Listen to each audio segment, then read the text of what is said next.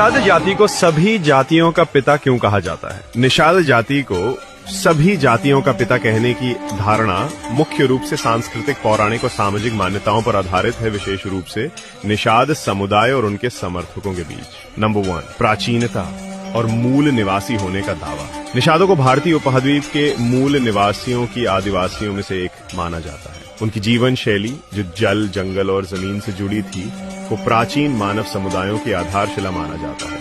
इस कारण कुछ लोग मानते हैं कि निषाद अन्य जातियों और समुदायों के विकास का प्रारंभिक बिंदु हो सकते हैं। नंबर 2, पौराणिक और धार्मिक महत्व। रामायण में निषाद राज गुह का उल्लेख भगवान राम के मित्र और सहयोगी के रूप में मिलता है। ये उनकी सामाजिक और आध्यात्मिक महत्ता को दर्शाता है। निषादों का संबंध प्राचीन ग्रंथों में एक सम्मानित समुदाय के रूप में होने से उनकी प्राचीनता और व्यापक प्रभाव को बल मिलता है। नंबर 3, सामाजिक और सांस्कृतिक विविधता। निषाद समुदाय से कई उपजातियां और समुदाय निकले होने की बात कही जाती है। भारतीय समाज में जातियों और समुदायों के जटिल विकास के कारण कुछ लोग मानते हैं कि निषाद जैसे प्राचीन समुदाय अन्य जातियों के उद्गम का आधार हो सकते हैं। नंबर 4, प्रकृति और सभ्यता से संबंध। निषादों को जल, जंगल और जमीन पर अधिकार रखने वाला समुदाय माना जाता है। यह धारणा कि उन्होंने प्राकृतिक संसाधनों पर आधारित जीवन शैली विकसित की, कुछ लोगों को यह विश्वास दिलाती है कि वे सभ्यता के प्रारंभिक चरणों में अन्य समुदायों के लिए आधार बने। हालांकि यह दावा ऐतिहासिक और पुरातात्विक दृष्टिकोण से पूरी तरह